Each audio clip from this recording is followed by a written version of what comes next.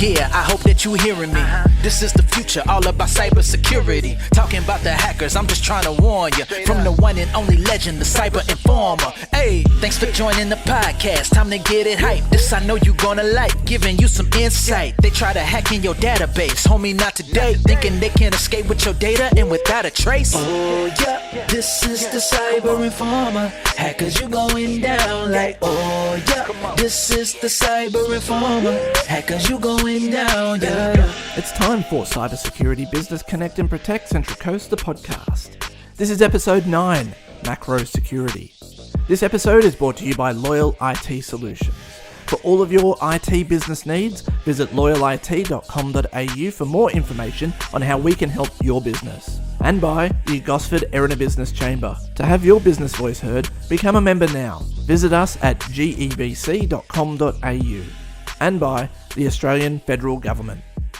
Welcome to Cybersecurity Business Connect and Protect Central Coast, the podcast. I am Michael Trimblett, the Cyber Informer, at cyber_informer on Twitter, and this is going to be another busy podcast.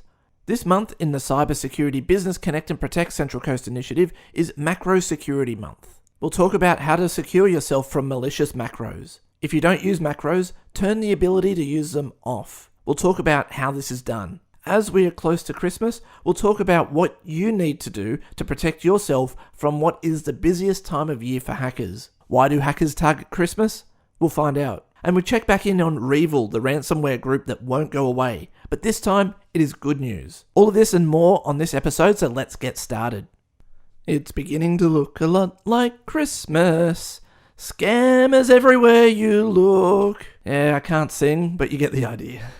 Christmas is a wonderful time of year. Many businesses shut down for the Christmas New Year period, giving management and staff a well-earned break. But while you're enjoying your break, hackers are hard at work. In fact, it might just be the busiest time of year for the black hat hacking community. The one thing hackers value most is time. If you don't know you're under attack, hackers have all the time in the world to try different things to access your network or data. On the Cybersecurity Academy in November, I produced a video which answered the question, how do I know if I'm under attack? The answer comes down to what you are doing to monitor your systems and logs. Everything in computer systems is logged. When IT engineers perform maintenance on networks, if they are doing their jobs properly, they will check the logs on your servers, routers, and other networking devices. Everything creates logs. These can be for things like failed logon attempts, to errors in databases, through to collapsing Active Directory, which is the backbone of many networks. But if you aren't looking out for these errors, how do you know they are happening? There are software products called Security Event and Incident Management, or SIEM. These are designed to monitor all of your logs, then alert you to which ones look suspicious. This could be a login to your Microsoft 365 account from overseas. It could be someone has set up an email forwarding address to someone outside your organization. It could be someone internally trying to guess your administrator password, or is someone trying to gain access to an ex-employee's account, which has since been disabled. This and many more scenarios can be monitored for, and importantly, alerts set for, to enable business owners, managers,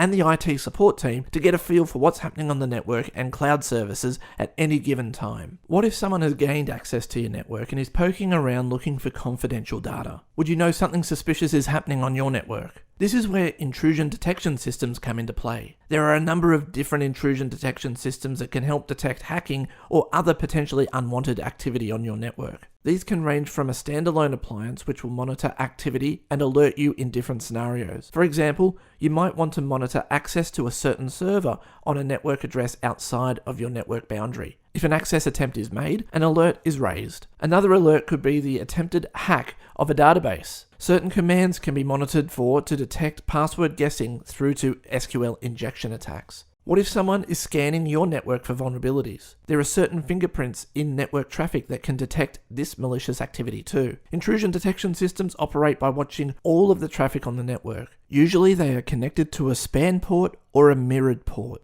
This means the network switch or router will pass all of the information from all of the other ports through the mirrored port as well. This means the device can sit off to the side and not get involved with how the network runs. It just simply sits there watching and alerting as necessary. Due to it being on a mirrored port, it can only watch. If you're breached, it will only be able to tell you rather than prevent the intrusion. That's all well and good to know if your defenses have been broken, but prevention is always better than a cure. This is where intrusion prevention systems come into play. Intrusion prevention systems function by finding malicious activity, recording and reporting information about the malicious activity, and trying to block or stop the activity from occurring. Unlike intrusion detection systems, which sit on the side and simply report unusual activity, intrusion prevention systems attempt to block it. As a result, the placement of an intrusion detection system is critical. It must be placed somewhere in which all data runs through it. Now, most intrusion prevention systems operate by scanning and preventing malicious activity incoming from the internet. So, depending on how it is configured or how many you have on the network, it may miss activity created within the network to another system within the same network. This is where an intrusion detection system will detect this sort of attack. If you really want to monitor and prevent malicious activity on your network, you will likely need to employ both an intrusion detection system and an intrusion prevention system. But what if someone has gained access to your network and is looking at all of the devices on your network to find a way to move to your server, or better still, get all of your confidential information? There is a really cool appliance called a honeypot. A honeypot is a network-attached device set up as a decoy to lure cyber attackers, which helps to detect, deflect, and study hacking attempts which try to gain unauthorized access to information systems. Honeypots are placed at a point in the network where they appear vulnerable and undefended, but they are actually isolated and monitored. Honeypots can be created to look like anything you want, from a NAS device where data could be stored, to a server which might be named something tasty like MYOB server, through to it looking like an Excel document called passwords. The cool thing about a honeypot is once it detects someone trying to access it, an alert is generated and it is sent to the network monitoring company or internal IT staff. Honeypots are great because it will show up if anyone is snooping around the network in places they shouldn't be, including internal staff. Without these sorts of technologies in place, you won't know if someone is trying to access your network from the internet, has been prevented from accessing your network, or someone inside is snooping around. I'm not going to say I recommend these sorts of technologies for all small and medium businesses, but it wouldn't hurt to consider it should you be big enough to not be able to monitor everything your staff do, or if you have some people on your team that you might think are up to no good. Back to hacking at Christmas. Hackers will target businesses on long weekends because of the extra day away from the office. This reminds me of a hacking story I heard called the Bangladesh Bank Cyber Heist. I won't go into detail here, but if you can, check out Darknet Diaries episode 72 on darknetdiaries.com, where the entire heist is recounted. The full link is in the description of this podcast. A brief summary of this was in February 2016, 35 fraudulent transactions were issued to the bank's internal computers via the SWIFT network. SWIFT stands for Society for Worldwide Interbank Financial Telecommunication, where almost $1 billion was requested to be transferred. It's a true story that any crime novelist could have written. But the point of bringing it up here was because the hackers leveraged the Chinese New Year public holiday to ensure they had undetected access to systems to perform their hacking activities. Hackers love Christmas even more because it presents 2 weeks of uninterrupted hacking. Most small businesses don't have an intrusion detection system, intrusion prevention system, or SIEM, so you will likely not know you're being targeted until it's too late. If hackers could go undetected to transfer $1 billion from a bank, what damage could they do to your network and data in that time? What if hackers get in over Christmas? Would you know that they are in your network or cloud service? They could exfiltrate data and then deploy ransomware for what I call the 1-2 punch of ransomware. I covered this back in the Academy video called What is Ransomware? Let's say you come back after Christmas to find your data is locked. If you recover from a backup, the bad guys will then extort you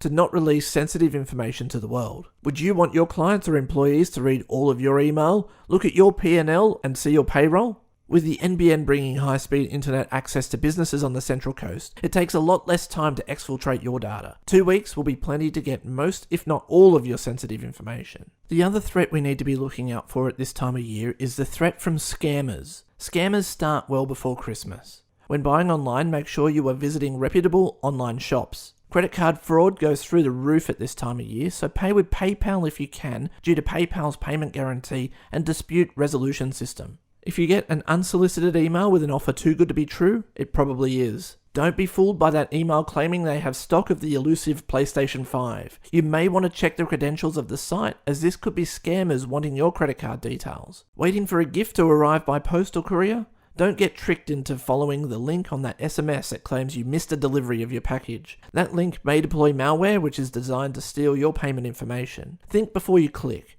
It could save you from an expensive and time-consuming cleanup. In the last 5 years, I have had fraudulent transactions on my credit card at Christmas time twice. And there is really nothing you can do about it apart from being vigilant and frequently checking your credit card online. The last time I had caught a fraudulent transaction, it was sitting in the pending part of the credit card statement, which meant it was a fresh transaction. I called the bank to report it, and they asked me if it could have been my wife making a purchase. I said no, I do speak to my wife, and she has not done this. They said I need to wait for the transaction to be finalised before they could action it. So, I guess you can be too quick to report fraud. The lesson from this is to be vigilant about your credit card, and critical of offers that may be too good to be true. Now let's move on to our main topic of the podcast, Microsoft Office macro settings. Do you use macros to make your repetitive tasks easier? Macros are used by many different organisations and applications.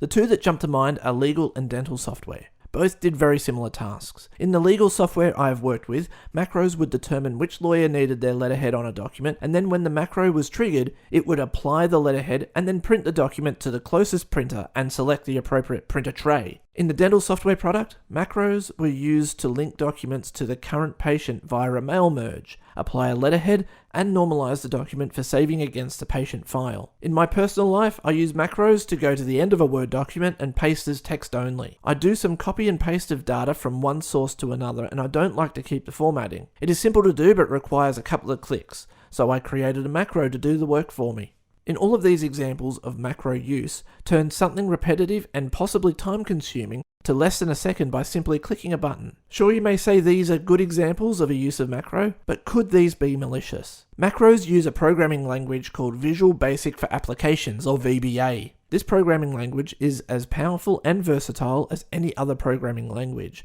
with one key feature. It can be executed entirely within a Word or Excel document. Programming languages can be used to do whatever you want on a computer system, and VBA in Word and Excel is no different. This is the problem. When you have something as powerful as VBA and an easy entry point, such as sending someone a document with an auto-run macro installed in it, it becomes a target for hackers. In the demonstration in the video on cybersecurity.loyalit.com.au, E8 Topic 5, Configure Microsoft Office Macro Settings, I show a number of different macros. One types a line of text, one pops up an information box on the screen showing the word hello, and the one I have called REvil macro creates a connection back to a hacker's workstation. The hacker is then able to peruse through the user's workstation and view contents of files on the victim's computer. Just like any other programs that run on computers, macros can be created to bypass antivirus products. In fact, back in the early 2000s, macros were extremely popular to infect computers because Microsoft Office would simply run macros without any check, and there was no way to turn it off. Luckily, in Office 2000, Microsoft added the feature to turn off macros, but the ability to run macros was left on by default. However, this was enough to discourage hackers from using macros. So after this setting was implemented,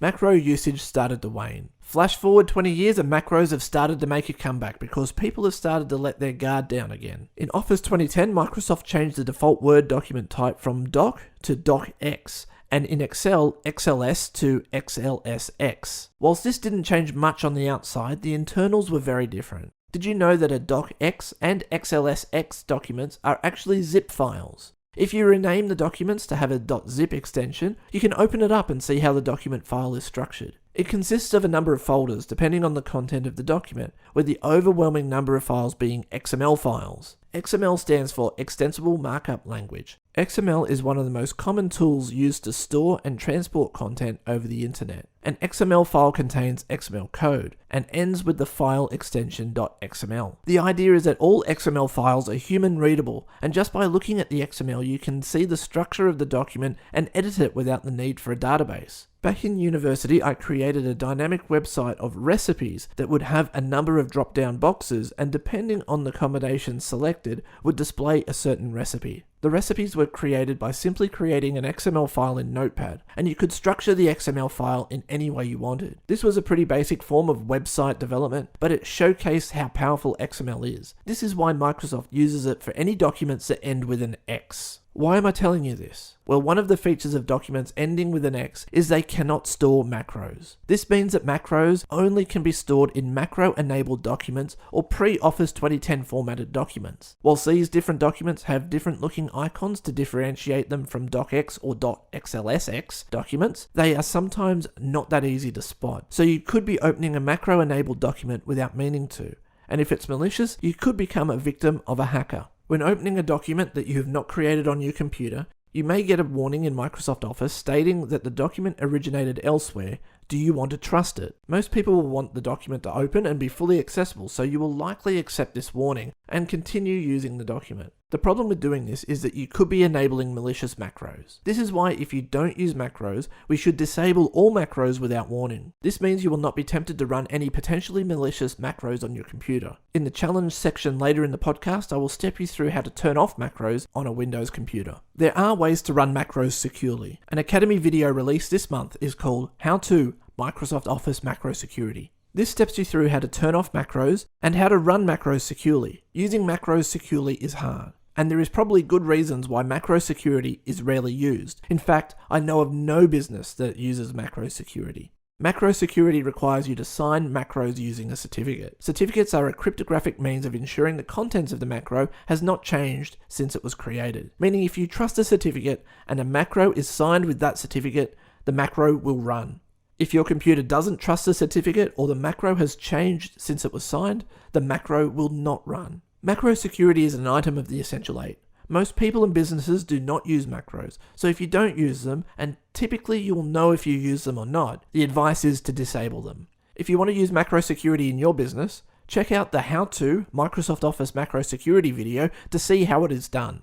Enabling macro security is a 5 propeller hat difficulty, or the hardest difficulty. One thing to note is that if you use a Mac, you can either have macros turned on or off. There is no macro security option. I guess even Microsoft found it too difficult to implement in the Mac environment. One last thing to leave you with. Microsoft Publisher doesn't have as many protections as Microsoft Word and Excel, so it is an easier target to exploit. They teach you this in Hacker School, so if you are sent a Microsoft Publisher document without the PubX extension, be wary. It could allow a hacker to run a macro on your computer without the notification that Word or Excel have when opening a document sent to you or downloaded from the internet. What happened in the real world this month? First of all, I want to thank the Australian Cybersecurity Centre and the Joint Cybersecurity Centre Sydney for inviting Robert and me to host a webinar for the Australian Cybersecurity Centre's SME Week. We had a blast and I hope everyone that attended took some information away with them that was useful. As a return serve, the Joint Cybersecurity Centre Sydney will be presenting at both cybersecurity events held at Julie's Place in February and March 2022. We look forward to hearing the keynote presentations. These events are not to be missed.